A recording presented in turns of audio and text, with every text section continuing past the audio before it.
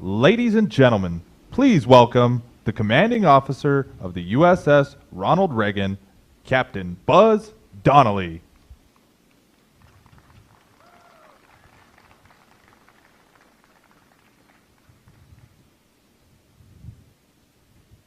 Warfighters, at ease.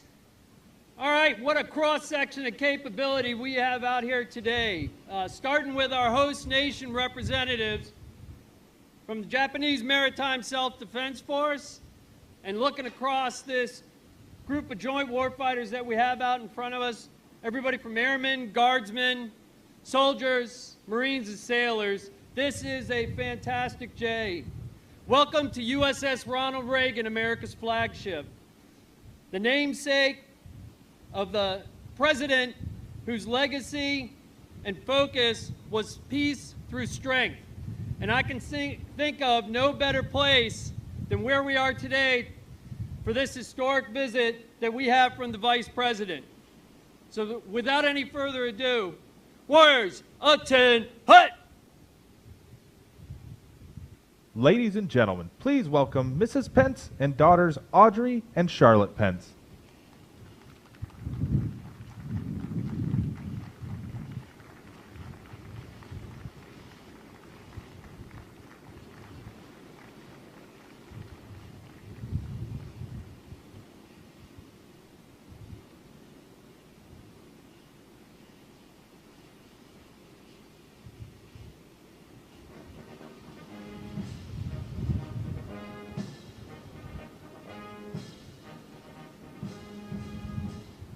Ladies and gentlemen, the Vice President of the United States, Michael R. Pence.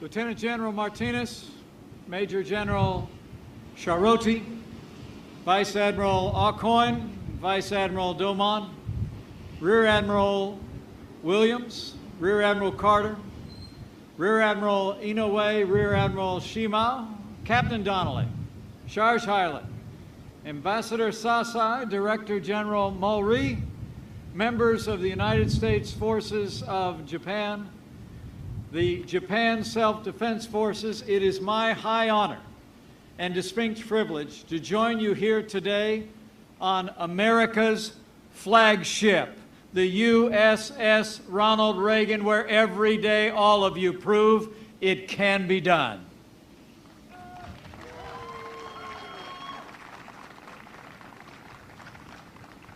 Now, you all look sharp out there, but at ease. It's so good to be with you today. I bring greetings from the President of the United States of America, your Commander-in-Chief, President Donald Trump.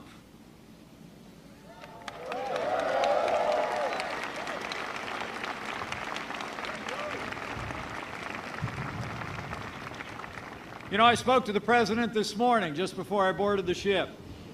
He said to tell you that he's proud of you. And he said to me, I wish I could be where you are. And I know he meant it from the bottom of his heart. You know, the President sent me here today to thank you. To thank you for your service, all of you, American and Japanese, who have stood up, who stepped forward to protect our countries, our values, and our very way of life. You are the sons and daughters of freedom, willing to defend it with your life, so that your families, your fellow countrymen, and future generations may continue to call themselves free. Give yourselves a round of applause. All of America is proud of you.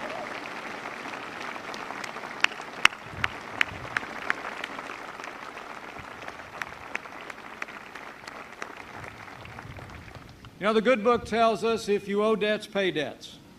If honor, then honor. If respect, then respect. I stand before you today on behalf of your Commander-in-Chief to pay a debt of gratitude to each of you and to express the well-deserved respect of the President of the United States and the American people for all of you who wear the uniform of this country. Our prayers for you, for your families, for your safety rise every day into the heart of heaven. In a word, you are the best of us, heroes all, and you are here, the Americans among you, so far away from home, because the United States of America and Japan are bound by history, a time-honored treaty, and the abiding oath of friendship. The United States-Japan alliance is the cornerstone of peace, prosperity, and freedom in the Asia-Pacific.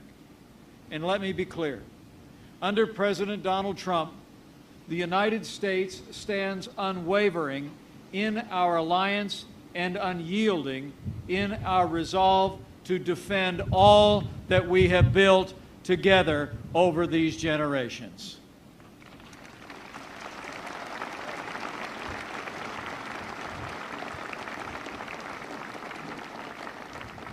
Our bond with Japan is strong and growing stronger by the day.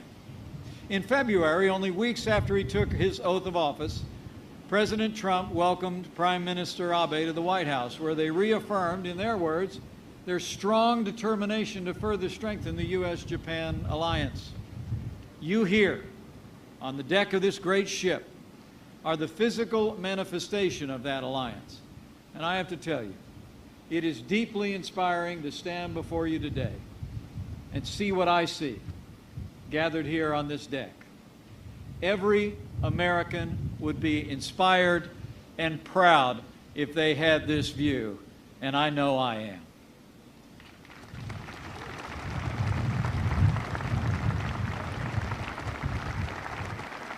Now, as the President and the Prime Minister made clear, the United States will strengthen its presence in the Asia-Pacific. Japan will assume a larger role and responsibility in our alliance in the years ahead. And both of our nations will continue to expand our cooperation for our common defense. Under President Trump, the United States' commitment to Article 5 of our security treaty is unwavering. And our treaty covers all of the territories administered by Japan, including the Senkaku Islands. It's fitting that today I deliver this message aboard this great ship, a majestic ship, the USS Ronald Reagan, here at Yokosuka Naval Base. Her steel deck literally signifies the ironclad alliance our country enjoys with Japan and our enduring commitment to the Asia-Pacific.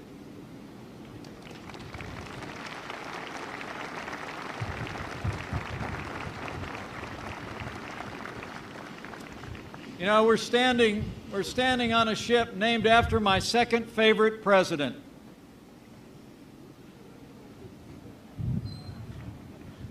Our 40th President, Ronald Reagan, was a great president who powerfully reminded us that peace only comes through strength. You are that strength. Today, over 50,000 U.S. troops and a further 50,000 civilians and family members are stationed here in Japan. And the United States will continue to deploy more of our most advanced military assets to the region in the years ahead.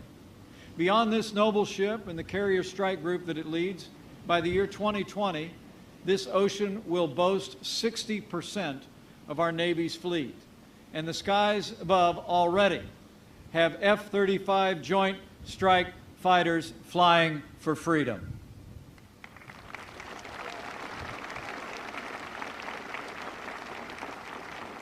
And you can rest assured, the full range of the United States military capability is dedicated to the protection of Japan. Japan, you are our friend. You are our ally. And on that foundation, we will face the future together. Under President Donald Trump, the United States, once again, will stand with our allies and stand up to our enemies.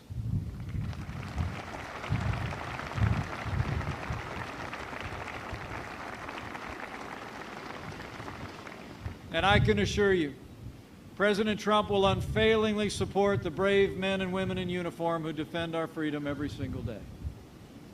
You know, we're the proud parents of a United States Marine stationed as we speak at a naval air station in the south of the United States.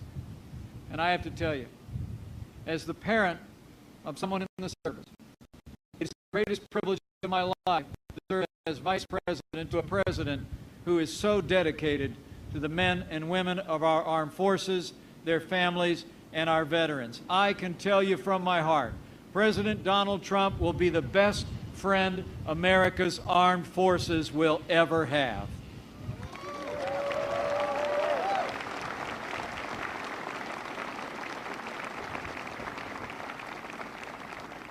The President and I will honor your commitment and secure America's safety through historic investments in our national defense.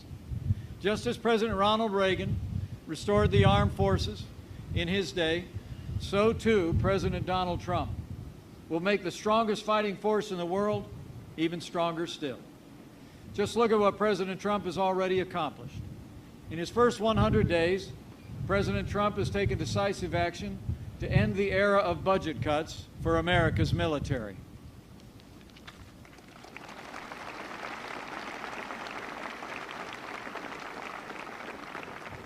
President Trump has submitted a budget which will rebuild our military and restore the arsenal of democracy, with the largest increase in defense spending since the days of the namesake of this ship sat in the Oval Office.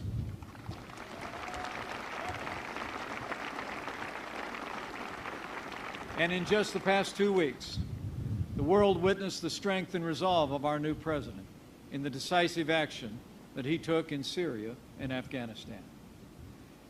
The enemies of our freedom and this alliance would do well not to test the resolve of this president or the capabilities of the armed forces of the United States of America and our allies.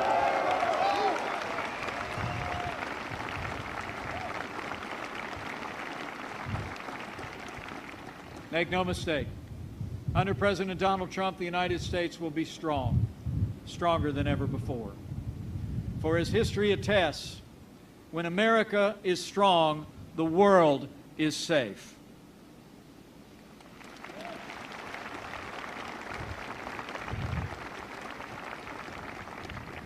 A strong America, militarily, economically, and diplomatically, is vitally important to this region and all who call it home.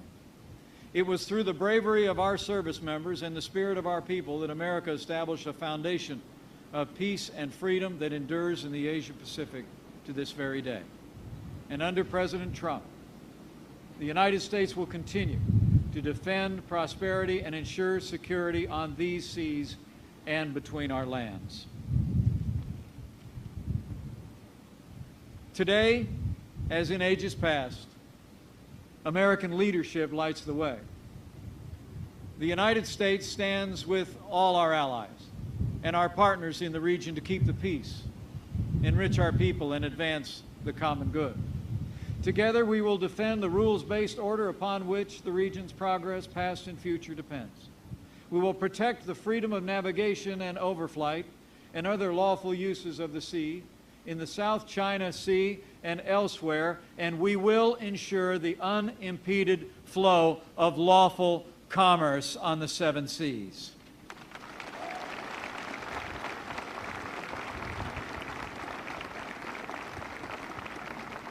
We will uphold international rules and norms, promote peaceful diplomatic dialogue to address issues of regional and international concern. And we will defend human rights because the dignity and worth of every person is an eternal value of the United States of America. Under President Trump, the United States will faithfully defend all that we hold dear, for we know that if we falter, the light of truth and freedom in the world could swiftly be extinguished. We gather here today on this deck and in this place as storm clouds gather on the horizon. On Monday, I traveled to the front lines of freedom, where the vibrancy of a free South Korea meets directly the repression of North Korea. At the demilitarization zone, I met with the brave men and women who watch over that land day and night. They know what you who stand in the gap in this region already know. North Korea is the most dangerous and urgent threat to the peace and security of the Asian Pacific. For more than a generation, North Korea's leaders have sought to develop nuclear weapons and the ballistic missiles on which to deliver them. They have impoverished their people and embittered the region in their pursuit of this dangerous goal. For more than 2 decades, from the agreed framework of 1994, the six-party talks in the year 2003 to 9, to the strategic patience of the recent past, the United States and our allies have worked tirelessly to peacefully dismantle North Korea's nuclear program and alleviate the suffering of its people. But at every step of the way, North Korea answered with our overtures, with willful deception, with broken promises, and nuclear and missile tests, including a failed missile test they attempted just this past Sunday. As President Trump has made clear to the world, the era of strategic patience is over.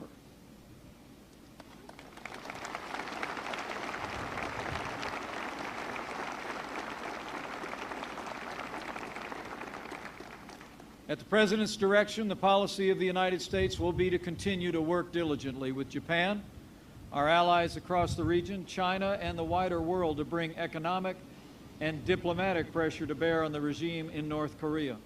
And we will do so until they abandon their nuclear and ballistic missile programs. But as all of you know, readiness is the key. And you, the instruments of American policy, should know. All options are on the table. History will attest, the soldier does not bear the sword in vain. And those who would challenge our resolve or our readiness should know.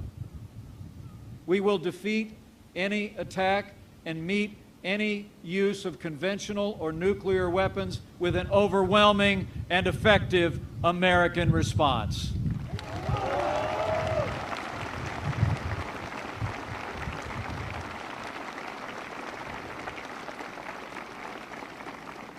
The United States of America will always seek peace, but under President Trump, the shield stands guard and the sword stands ready. Rest assured, under President Trump's leadership, the United States will continue to protect our people and our allies and to strengthen the bonds between us today, tomorrow, and every day that follows. You know, as I look out across this deck, I see men and women, American and Japanese, who have answered the call to duty, and you have my deepest respect. In these challenging times, it's you, through your voluntary service and your sacrifice, who guard the flame of freedom, undimmed and undiminished, to give to generations to come. The President and I have absolute faith that you will accomplish this mission and freedom will prevail, because you follow in the footsteps also of those who defended freedom in the Asia Pacific in the past. I stand before you deeply humbled to be among so many in uniform, because my own life's journey did not take me into the uniform of the United States, but it took my father. 65 years ago, a young Edward J. Pence left his home in Illinois, put on the uniform, and crossed this vast Pacific on which you served. Like so many of his countrymen, that second lieutenant in the 45th Infantry Division of the United States Army landed on the shores of South Korea in the midst of a battle for freedom, a rifle in hand, resolved to defend that freedom with his life. Just 2 days ago, I stood at the demilitarized zone and looked out across the landscape, the very landscape where my father had fought for the Battle of Old Baldy and the battle on Pork Chop Hill. It was a deeply emotional experience for me. There, alongside his brothers in arms, American and Korean, my dad had helped seize the high ground, repulsing more than 20 enemy counterattacks. And they seized the high ground of freedom, which prevails in South Korea to this day.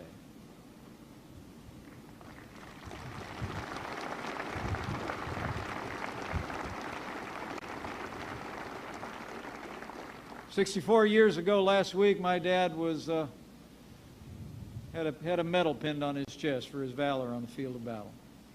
But like most of our nation's heroes, my dad never talked much about his time in combat. I believe that he carried in his heart something that you understand in ways that I perhaps never will. My dad never thought of himself as a hero. He often would say that the heroes were the ones that didn't get to come home. He lost friends, young, shining faces, filled with promise, who gave the last full measure of devotion for your sake and for mine, to defend our freedom and to plant freedom in that ancient land. And they succeeded. So now it's our turn in this generation. And more to the point, it's your turn. Today, we best honor the sacrifices of those who've gone before by defending the freedom they fought and bled and died to secure. And on behalf of your Commander-in-Chief, this we know you will do. As President Ronald Reagan said in his time, quote, "We must realize that no arsenal or no weapon in the arsenals of the world is so formidable as the will and moral courage of free men and women. It is a weapon our adversaries in today's world do not have."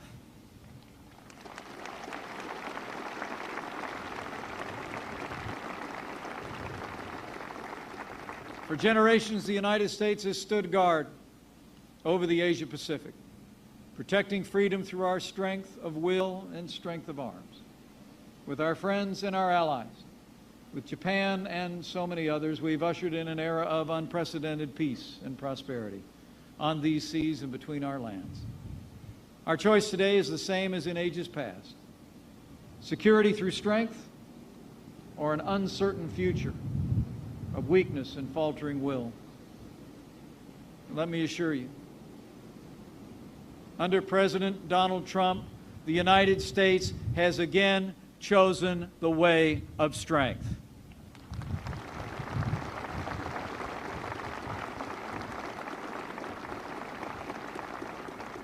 Under President Trump, the United States has chosen prosperity and security and an unwavering commitment to the Asia Pacific.